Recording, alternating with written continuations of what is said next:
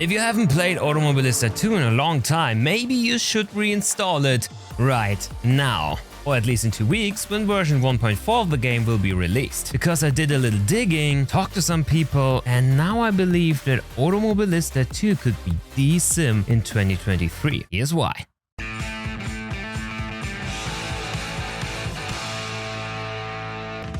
Welcome back to Overtake.gg in yet another video on AMS2, because this one is really close to my heart. Because I think there are many AMS2 players out there that are just like me. They tried the sim multiple times in the last couple of years, but just never really could connect with it. I think most sim racers understand after seconds of driving that there is indeed something special there that just doesn't feel right yet. Which also can be seen in the player numbers that rise rapidly with new updates every time and drop again after disillusionment has set in. But why is that? Why is Ryza still struggling with the Madness engine after 2 years of development? I talked to some people that really have good connections to the devs and are somewhat involved in playtesting as well. And the answer seems to be quite easy. Ryza was maybe a bit too ambitious. The Madness engine apparently calculates thousands of different physical occurrences simultaneously, making it one of the most potent game engines of the current generation. However, Slightly Mad Studios limited these calculations after only a short time, as the sheer scale of possibilities was simply too much for the allotted development time. Ryza, on the other hand, is now trying to unleash the Madness engine's full potential, leading them to discover new methods of calculating the driving physics on almost a daily basis.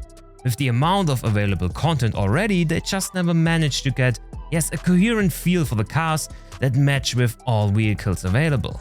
But with the upcoming version 1.4, this supposedly changes. Ryza themselves already stated that this huge update will mark a new beginning for the game, where the physics will remain untouched for longer periods of time now, which will only work if the new update gets player on board with the driving again. But I have to say that I'm more than optimistic that Ryza will do exactly that, because they already did it before.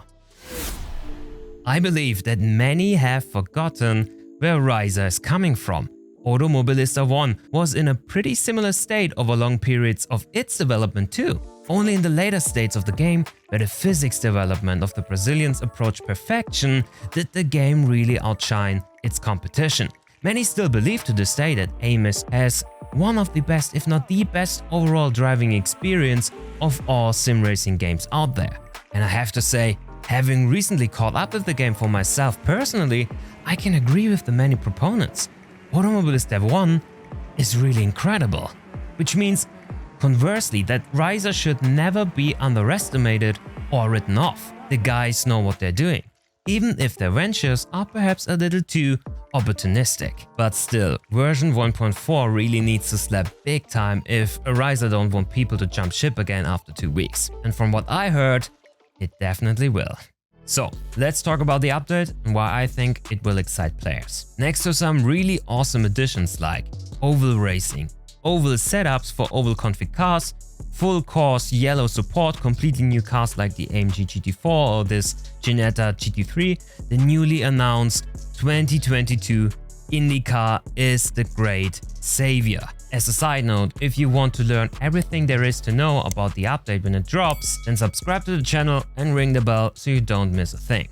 But back to the IndyCar. This one was actually one of the main reasons why the 1.4 update got pushed back 1 month in the first place. There were a lot of things wrong with its model when it should have been released initially that apparently got fixed after that. Now, it's supposedly one of, if not the single best car in the game, which does not really surprise me as it was built with the newest findings in the physics department in mind. The handling is apparently even better than in iRacing.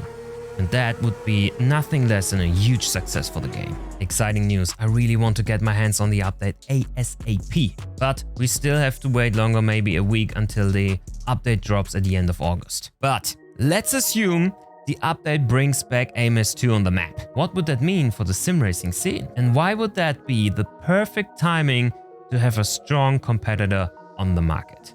2023 is going to be a strange, or rather quiet year for sim racing in terms of releases. If we have an eye on the scene, realistically the big topics will be most likely Rennsport and Assetto Corsa 2 that both seem to aim at a release in 2024.